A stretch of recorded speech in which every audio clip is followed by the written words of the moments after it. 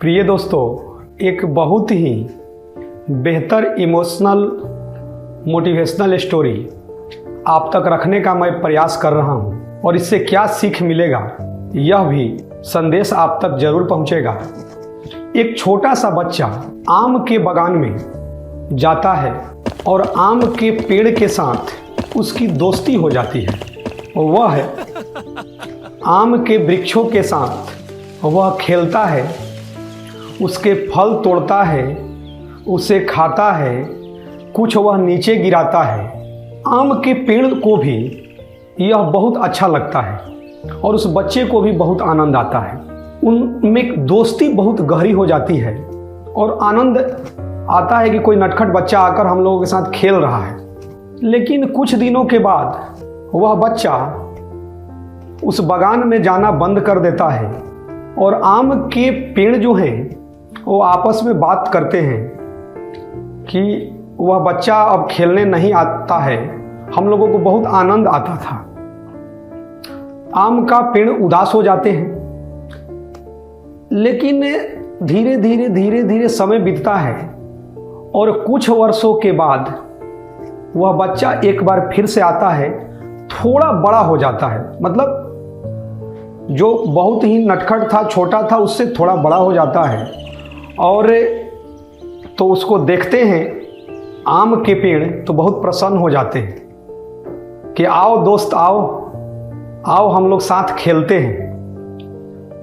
तो लड़का बोलता है कि अब मैं आप लोगों के साथ मैं नहीं खेल सकता हूं। बोलते हैं क्यों भाई? तो बोला कि नहीं, अब मुझे क्रिकेट खेलना पसंद है, अब हमें फुटबॉल खेलना पसंद है, लेकिन मेरे पास पैसे नहीं हैं कि मैं बैट खरीद पाऊँ, बॉल खरीद पाऊँ, फुटबॉल खरीद पाऊँ। मैं बहुत उदास हूँ। तो आम के पेड़ जो हैं वो आपस में बात करते हैं कि भाई हम लोगों का दोस्त यह उदास है, इसके लिए हम लोग क्या कर सकते हैं। तो उन लोगों ने आपस में बात करने के बाद उस लड़के से बोले कि आप निराश ना हो, आप अपनी आवश्यकता के अनुसार जितने आपको फल की ज़रूरत है आप तोड़ लीजिए और जाकर उसे बेच दीजिए और जो आपको पैसे मिलेंगे उससे आप बैट खरीद लीजिएगा,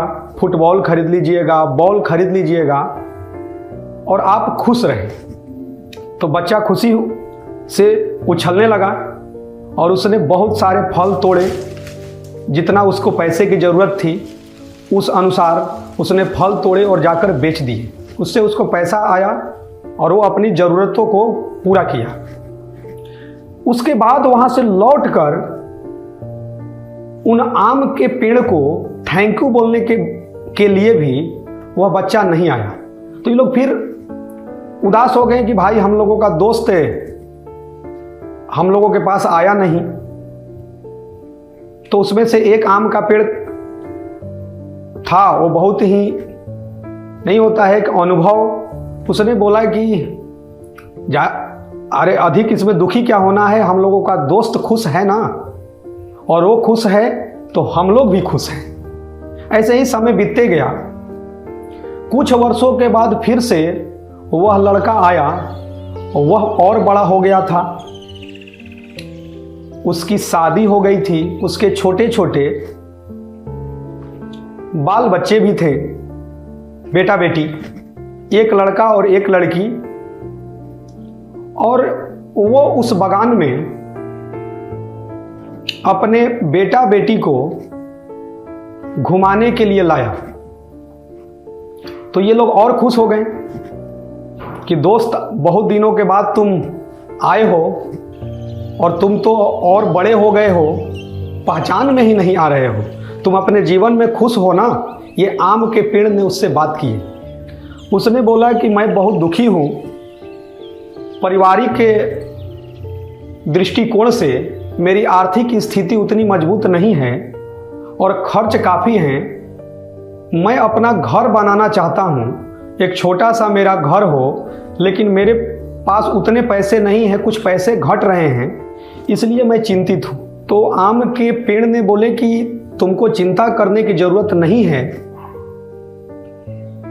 यहाँ पर बहुत सारे आम के पेड़ हैं और तुम अपनी इच्छा से जो आम के पेड़ की टहनियाँ जो है, उसकी लकड़ी जो है, तुम काट कर ले जा सकते हो जितनी तुमको ज़रूरत हो, और तुम कई कई लाखों एक एक पेड़ से तुम कमा सकते हो। तुमको मिल सकता है कहीं पर बेचोगे तो वह लड़का जो है बहुत प्रसन्न हुआ और अपनी जितना उसको पैसे की ज़रूरत था, बहुत सारे बागान के पेड़ को उसने कटवाया।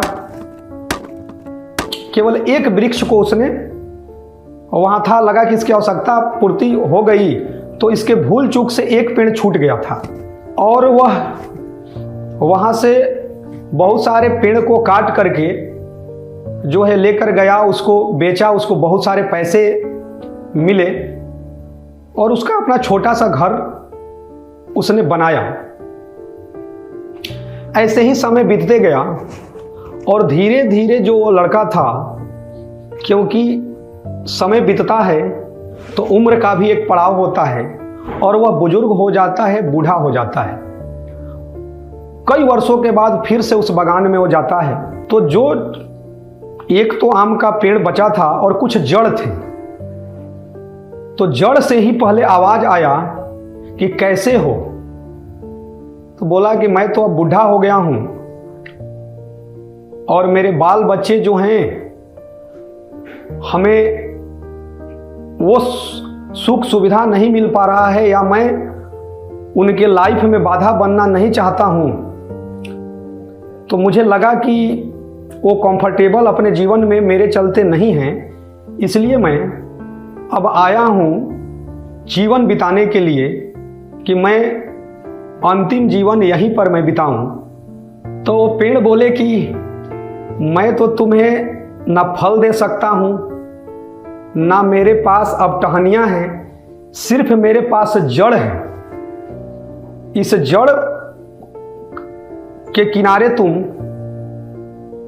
जो है अपना जीवन बिता सकते हो। तो उधर से जो एक बचा हुआ पेड़ था, उधर से आवाज देता है कि दोस्त निराश क्यों होते हो, जब समय मिले तो जड़ से भी बातें करना, और जब तुमको सोना हो, तुमको छांव चाहिए तो मेरे पास आ जाना, क्योंकि मैं ही तो एक बचा हूं। प्रिय दोस्तों, यह क्या सीख देता है, समझने की जरूरत है। जब आप छोटे रहते हैं तो माता पिता आपके साथ खेलते हैं, वो खुश रहते हैं। थोड़ा सा जैसे ही बड़े होते हैं तो उनकी आर्थिक स्थिति सही है या नहीं है, इसकी आपको थोड़ी सी भी जानकारी नहीं है, लेकिन आपकी सारी आवश्यकताओं को पूर्ति करते हैं। चाहे आपको क्रिकेट का बैट चाहिए, बॉल चाहिए, या अन्य किसी भी खेल या जो भी आपकी आवश्यकताएं को है वो पूर्ति करते हैं। थोड़ा सा बड़े होते हैं तो कर्ज लेकर भी आपको पढ़ाते हैं, चाहे इंजीनियरिंग कॉलेज का फी हो, या आपको मेडिकल सेक्टर हो, या किसी कॉम्पिटिटिव एग्जाम का आपको तैयारी करना हो। लेकिन सबसे बड़ा बिंदु यह आता है, वो वृद्धा आश्रम में लोग रह रहे हैं, वह भी तो किसी के माता पिता हैं। वह कौन लोग हैं? क्या इस पर कभी ये गहराई से उन बच्चों ने सोचा है? कहीं भी आप जाइएगा तो जो वृद्धा आश्रम है, वो वृद्धा आश्रम में वह कौन लोग हैं? जितने भी वृद्धा आश्रम दिखाई दे रहे हैं वहां पर कौन लोग हैं? वो भी किसी के माता पिता हैं, या आपके साथ भी यदि हैं तो क्या उनके चेहरे पर मुस्कान आपके चलते आ रहा है, या आप इतने आगे बढ़ गए हैं कि लग रहा है कि आपकी सोच उनकी सोच से नहीं मिल पा रहा है, इसलिए आप अपने माता पिता से कम बात कर रहे हैं।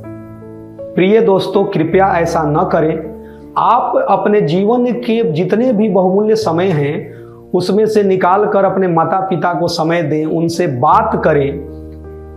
आप समझ लीजिएगा कि आप बैंक में पैसा कितने भी जमा कर लें, लेकिन दुआओं से बड़ा निवेश कुछ नहीं है। यदि वह खुश हैं तो आपको जीवन में प्रगति पाने से, आप जीवन में जो भी लक्ष्य चाहते हैं उसको पाने से कोई रोक नहीं सकता है। तो यह कहानी एक बहुत बड़ी सीख देती है कि माता पिता की कद्र करें, उनकी इज्जत करें। और यदि आप माता पिता की कद्र करते हैं, इज्जत करते हैं, तभी ईश्वर की भी कृपा आप पर बनेगी और ईश्वर आपसे प्रसन्न होंगे। क्योंकि माता पिता प्रसन्न हैं तो ईश्वर भी प्रसन्न होंगे, आपको वह आशीर्वाद मिलेगा और आप अपने जीवन में आप देखेंगे कि निरंतर आगे बढ़ते जाएंगे। क्योंकि आप इसकी गहन चिंतन करना जरूरी है कि कौन वृद्धाश्रम में इतने लोग पड़े हुए हैं, जहां भी जाइए कहीं कहीं तो अचानक ऐसे होगा कि किसी से बात कीजिएगा तो बेटा पढ़कर बहुत बड़ा अधिकारी भी बन चुका है, बड़े पोस्ट पर भी है। ऐसे भी बहुत एग्जाम्पल आएंगे, कुछ मिडिल क्लास के आएंगे, कुछ लोअर मिडिल क्लास के आएंगे।